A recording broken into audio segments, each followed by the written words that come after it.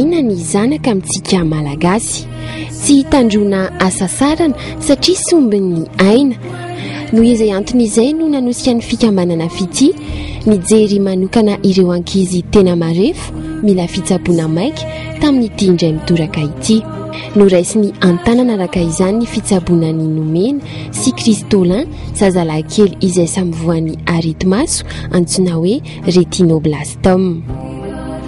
Isan'ny omamiadana mahazo ireo zaza latsaky ny 5 taona raha nitatitra avy amin'ny sapandrara misahana ny fahasalamana eny anivon'ny firenena mikambana na OMS ilay antsoina hoe retinoblastome.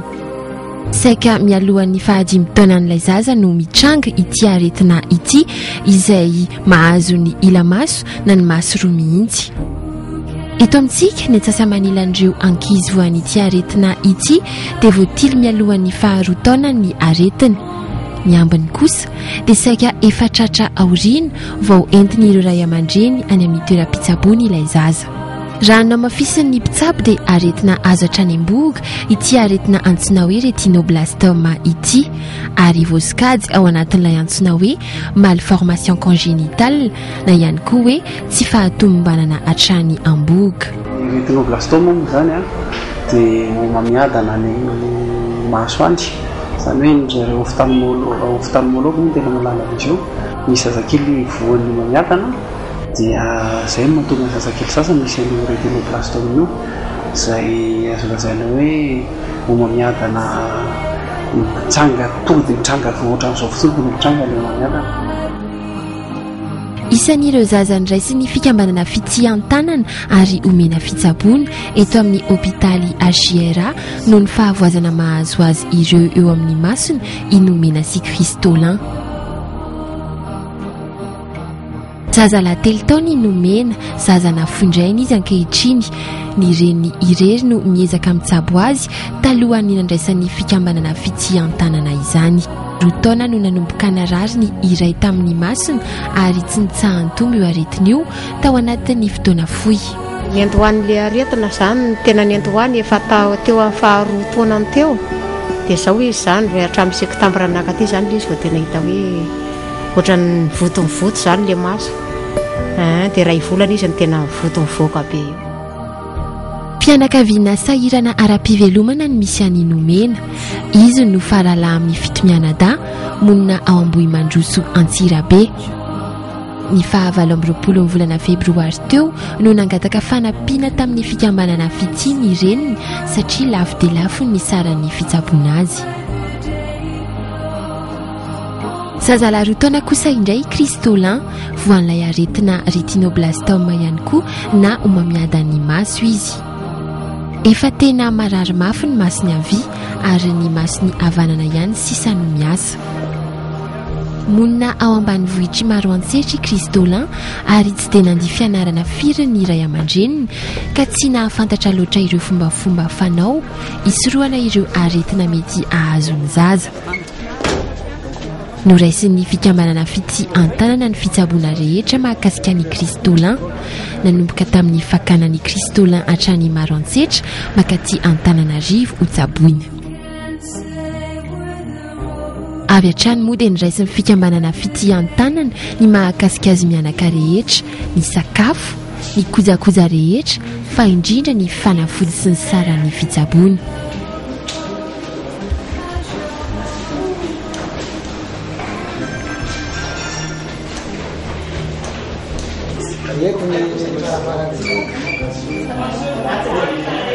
Vantany vao tonga tao amin'ny hôpitaly HJRA kristolin dia antibiotika sy désinfectant aloha no natao taminy. Marina moa fa noho ny fahatarana amam-bolana tamin'ny fitsaboanan'ny kristolin dia namoaka fofona ny anahery ny masony.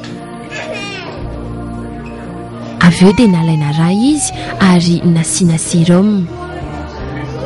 Teo vao nanomboka namboarin'ny fikambanana fity ihany koa ny antota taratasiny na dossier médical rehetra.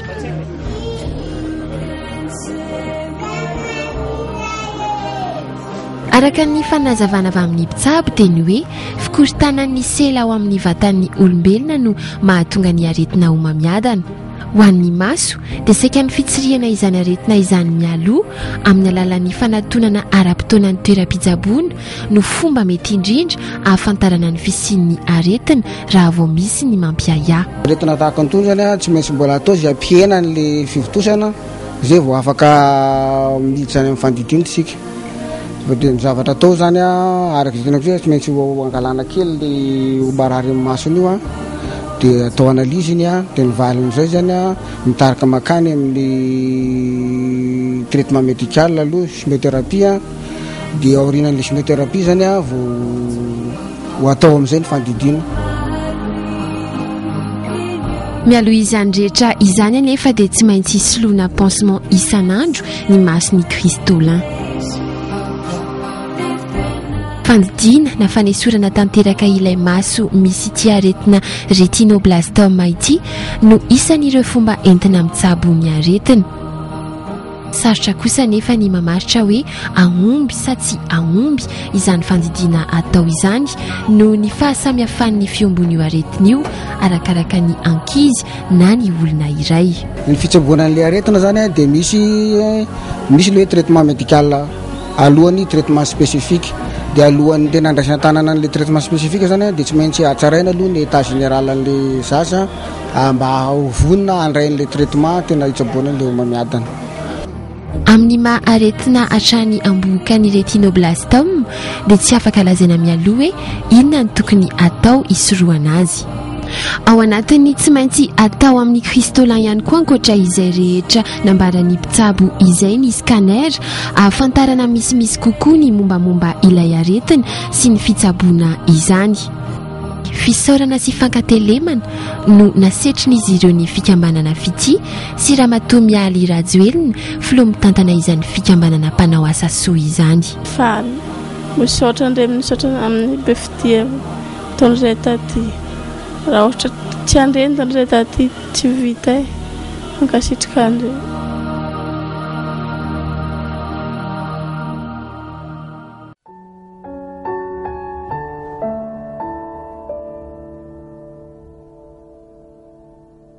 Aretina azo avy any amboka hafa indray kosa no entina aminao manaraka. Aretina antsotsikoditra mahazo ireo zaza vao teraka antsoina hoe lymphangiome kystique.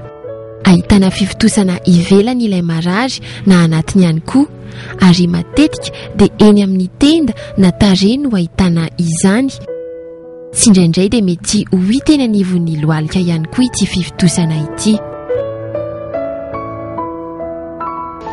Tena voateraka avy any amboka mihitsy dia misy an'ilay lymphangiome kystique io.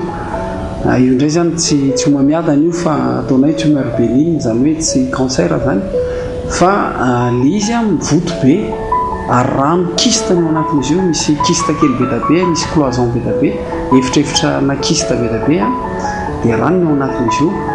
Dia azo lazaina hoe ataontsika congénital koa zany izy raha atao lazaina atao hoe satria vao avy any amboka izy dia efa tonga dia voateraka mihitsy ilay zaza dia misy an'izy io. Ankizy vavikely vao iray volana sy tapany monja io ilahy. Vao teraka izy dia efa nahitana fivitosana ivelany teo amin'ny tendany ary tsy nitsahan'ny tombo izany raha ny fitantaran'ny reniny.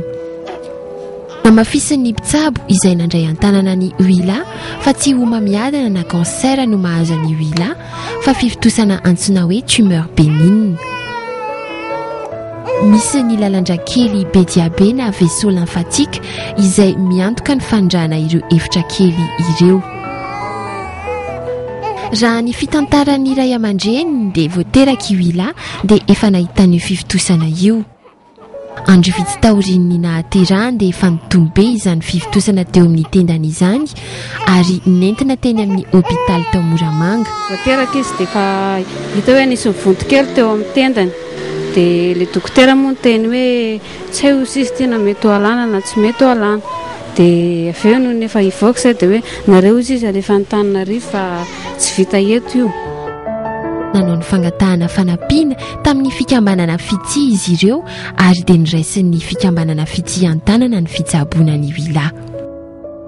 teo anelanelan'izany rehetra izany anefa dia vaky ilay fivitosana teo amin'ny tendany ka rasy rano ny tao anatiny raha ny fanazavan'ireo ray aman-dreniny. Tsikaritra izy ireo anefa fa nahitana fivoarany ny fahasalamany Willa taorian'izay fahavakisana izay. Masainy zareo fa hoe karazana kista ihany zany le izy, izay no tenany zareo tamin'le izy. Na dia vaky aza anefa ilay fivitosana teo amin'ny tendany Willa dia nambaran'ireo mpitsabo fa tsy maintsy hodidiana ihany izy. Raisin'ny fikambanana fity ireo pitsopitsony rehetra natao mialohan'ny fandidiana tahaka ny fividianana fanafody sy ireo fitiliana isan-karazany. Ny fandidiana ataontsika hoe lalindalina kokoa fandidiana satria tsy maintsy mijery tsara ny lalandra. Io zavatra io zany dia miditra lalindalina mihitsy le fivitosana dia tsy maintsy tena tsoahana daholo fa raha vao tsoahana daholo dia misy fiverenany ohatra le izy nefa raha vao atao koa sanatry izany koa anao ka sanatry izany ka mety hoe mandona ozatra any na ohatr'izany dia misy riska zany.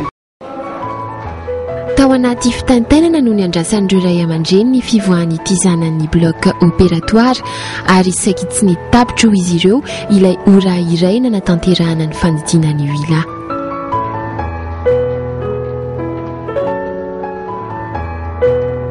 Tamin'ny ankapobeny anefa dia nizotra araka ny tokony ho izy ny mpitsabo ny fandidiana.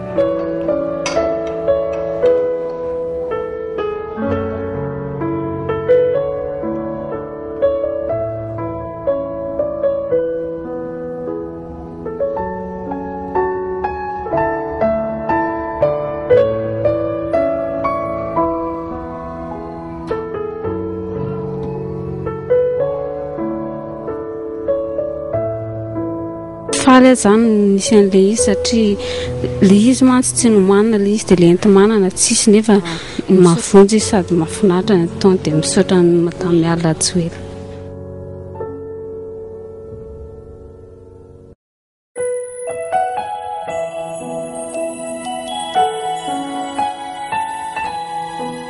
Aretina iray mateti-pitranga indrindra amin'ireo ankizy ny hydrocéphalie.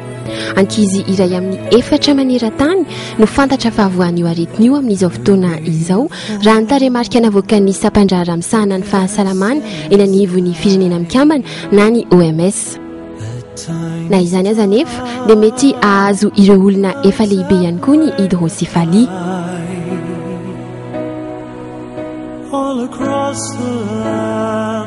Ny fisian'ny rano miangona ao anaty loha no antsoina hoe hydrocéphalie ary mitarika ny fahalehibiazana sy ny tsy fahasalaman'ny vatana. Azo tsaboina tsara nefa izany aretina izany. Antony anankitelo no mahatonga azy. Ny antony voalohany zany fahasaponina mihitsy avy any am-boaka izay mahazo an'le zaza zany ohatra malformation congénitale moa ny filaza azy. Any hoe ao anatin'le lohan'ny olombelona zany misy karazana dobo kely majinijinika. Dia ireo dobo kely ireo misy ny randoa na ny LCS moa zany dia mifampitohy ireo dobo kely ireo raha sanatria zany hoe misy fahatsetsemana ny karazana kanala mampitohy azy ireo dia mazava ho azy amin'izay fotoana izay tsy mandeha leo ny randoa dia lasa mengeza le lohan'le zaza. Ny antony faharoa misy karazana fifotosana zany hoe karazana tumeur izay anatin'le lohan'le zaza koa surtout tumeur ny fosse postérieure moa ny filazana azy dia anisany koa zany manery le fikorinan'le randoan'le zaza dia anisany mahatonga le hydrocéphalie koa zany izay le fifotosana na tumeur anatin'ny lohan'le zaza. Ny antony fahatelo zay tena betsaka indrindra aty amintsika dia le aretina antsoina hoe méningite. Anankiroa ihany aloha hatreto no ivitoerana mandray sy mitsabo ity aretina hydrocéphalie ity eto amintsika. Isan'ny toerana iray mitsabo izany eto amin'ny AJR Anosy. Fandidiana 3 isan-kerinandro mahakasika ity aretina ity no tanterahana eto raha no mafisin'ireo mpitsabo. Isan'ny fitsaboina eto amin'ny hôpitaly AJR izay iray amin'ireo toeram-pitsaboina mitsabo ity aretina ity i Onso, ankizy vavikely 9 taona natao fandidiana ary nametrahana ilay antsoina hoe valve amoahana ireo rano tao anaty lohany. Taty aoriana nefa dia nitsoaka ilay valve ary voatery naverina nampidirina hôpitaly ho tsaboina indray izy. indroa izao ny didina amin'ny 2006 izy ny didina voaloha dia tamin'ny heritaona teo 2010 tamin'ny 2010 dia satria nitsoaka ilay valo fa zany dia nanao infection be tsy nahita amin'ny maso lera fa ray volana tsy nahita mihitsy dia efa miverina nahita sa indray izao dia niverenanay aty nanao fanitona be isaky ny adiny indray nanomboka tamin'ny lahady ariva dia larobe izay niditra taty fa fanitona be. Teto amin'ny hôpitaly Soavinandriana indray kosa dia ankizy vavikely iray Cindy no anarany no voan'ity aretina hydrocéphalie ity.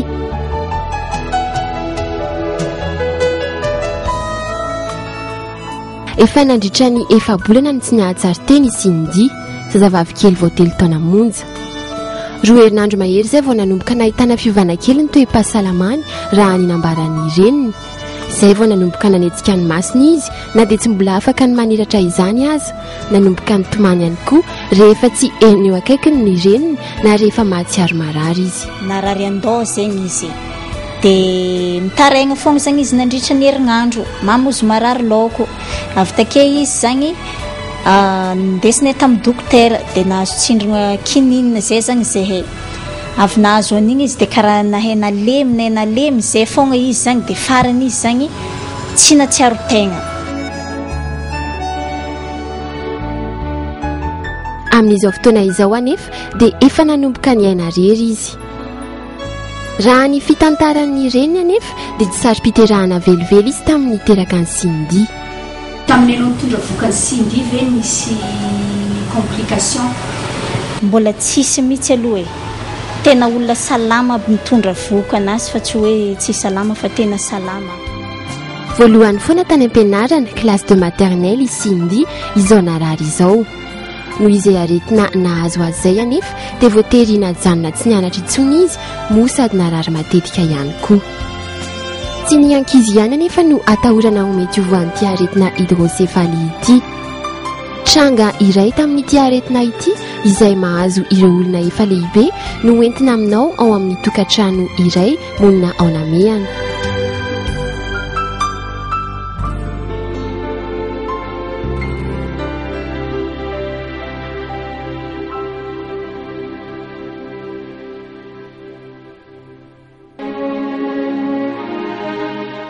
Tovolahy salama tsara fonjazy tantely, tsy saro-piterahana ny reniny raha niteraka azy ary dia niaina, nianatra sy ny lalao tahaka ireo ankizy lahy nitovy taona tamin'ny tantely nandra-pahatonga ny 25 taonany. 20 taona amin'izao fotoana izao irandriamanantena tantely.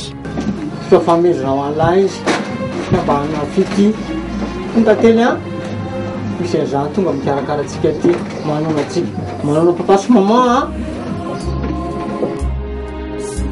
Raha ny fiatombohan'ilay aretina nahazo azy dia neverindreo ray aman-dreniny fa aretina ndody tsotra tany am-boalohany no nahazo ity zanany. Nanomboka tsy nahay izy tany am-pianarana, nasain'ireo mpampianatra namerina kilasy hatrany saingy tsy nanaiky ireo ray aman-dreniny ka dia nasondrotra kilasy foana tantely.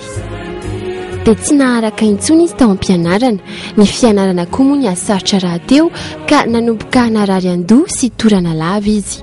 Dobla izy dia afindranay kilasy, afindranay fianarana mihitsiny. Dia indray izy mianatra any zany dia hoe tsy ny mpampianatra hoe dada ny tantely tongava aty fa misy tsy safotra zany izy mandoha dia mikabokany izy zany. Dia afindra ray dia tsaboy indray aloha fa aleo mibotsabo izy vao makaty zay zany tenen'le tany dia farany dia nitarafiny izy zany. Ny fanirandalana tamin'izany rehetra izany no hita raha ny tantarain'ireo ray aman-dreniny ny fahitan'izy ireo fa ny alehibe ny lohan'ny tantely. Izy milalao bisikileta alohan'ny andididina anazy any mbola mandeha vidiny fogasy any ambony any dala hoe tsy mahazo minakany 24 heures fa ndelo za inakany be tabe dia zany dia mbola mandeha tombotra tsara izy miditra tao poliklinika. Rehefa tsy nahomby ny fitsaboana dia nitarafina natao endoscopie tantely ary teo ny nahitana fa hydrocéphale izy, tsy entsina avokoa ireo lavaka misy ireo rano ao anaty lohany. Any amin'ny agera mantsy izy nentinay dia ozy le tany amin'ny agera hoe misy méthode vaovao izy any poliklinika dia natao an'le tombolo eto zany hoe tsy asiana valo dia endoscopie zany eo ambony izy rehefa vidina voalohany. Tona vitsy taty aoriana rehefa nampidin'ireo mpitsabo hitantely dia nifanintona indray ary nentina tany amin'ny hopitaly. Teo no hita fa tsy miasa araka ny tokony ho izy ilay valva napetraka nandritra ny fandidiana azy. Tsy afaka miteny izy anao raha tsy miala titraklety izy tsy afaka miteny izy izy zareo nefa nanontaniako ny zareo tamin'ny dokotera ny hoe dokotera tsy afaka sorona ve zay mbola tsy azo sorona izy io raha sahirana be nareo izy raha sanatry sepitra tapika izy. Voatery tsy maintsy tamin'io fantsiny io tsy nanana ahafahany aina satria tsy afaka ny miasa araka ny tokony ho izy intsony ny taovam-pisefony. No ilalavaka eo amin'ny tenany sy noho ny tsy fahafahan'ny vavany miasa dia amin'ny alalan'ny gavage no ampidirana ny sakafo. Tsy atroano a misy maintsy resahan'ny foana dia zapetra tao aminy zany mba hoe resiko en contact amin'nyfoana dia amin'ny sivy izy a mena vary sy atody sy ronono mixena zany rehefa miteo io dia amin'ny folo ndray vady dia sady mampisotroana ronono.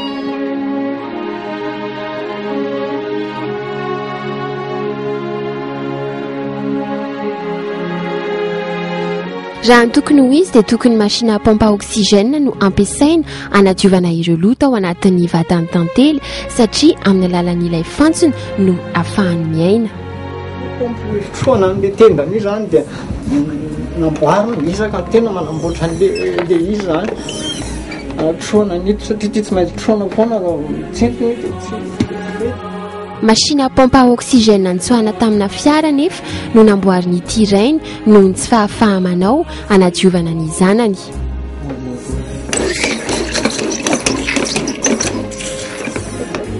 Be dia be raha nambaran'ireo mpitsabo ny mety ho voka-dratsy fampiasana ity machine namboarina nalaina tamin'ny fiara ity satria mety ho arafesina ilay izy ka hitarika aretina hafa indray ao anatin'ny tenany tantely ny hery fiarovany raha teo efa marefo dia marefo. Antony maro no mety hahatonga ny aretina hydrocéphalie araka ny nambaran'ireo mpitsabo. Mandritra ireo aretina tafiditra ao anatin'ny meningita ireo mantsy dia mitsovaka na mety may ireo sela tokony hitroka ireo ranony adi-doha ka tsy afaka manao ny asa ny ara-dalàna intsony ny adi-doha.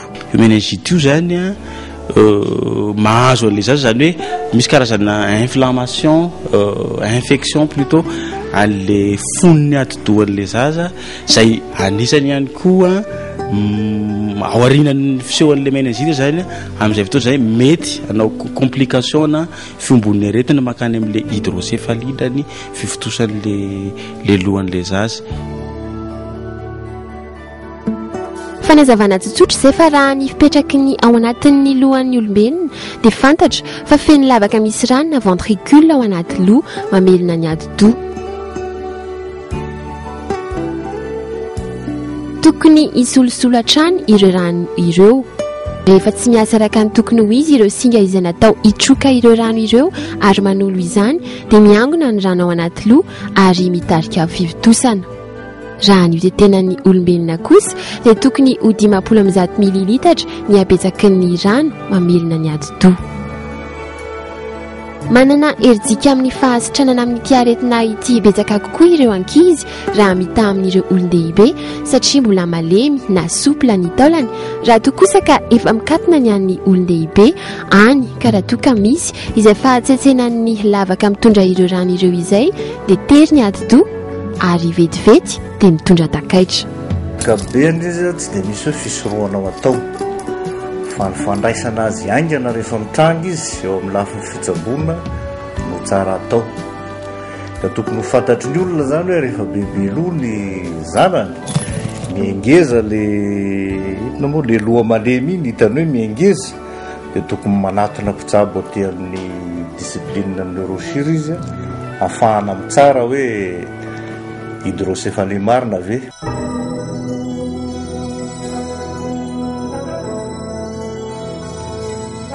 Ny volana aogositra 12 no nanatanteraka ny fifanaraha-piara-miasa teo aminy ny fikambanana fity no Tarindramatoa Mialy Rajoelina sy ny hôpitaly HIRA.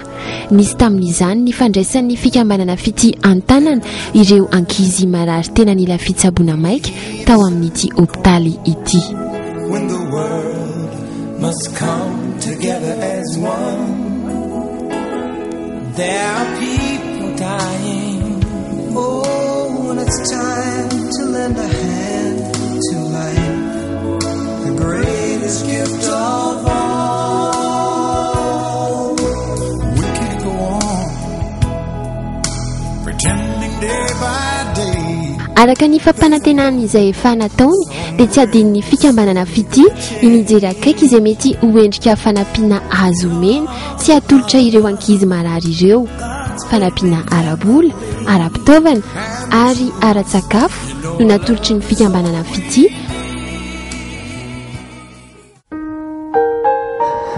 Tsapana hoe tsy rerako zay fa fa mbola misy olona any antrana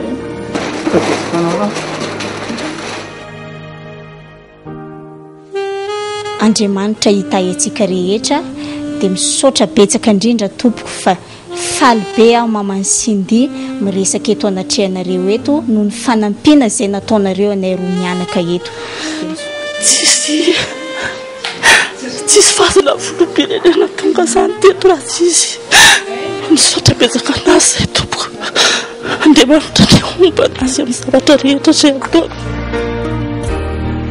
Ary na dia tsy naleo bava zany sasany tamin'ireo ray aman-dreny mananjanaka marary ny hydrocéphalie tamin'ny titolo-tanan'ny fikambanana fity ity dia hita soritra tamin'ny endriny ny fahatsiarovana fa tsy irery amin'ny ady sy tolona ataony amin'ny ity aretina ity izy ireo.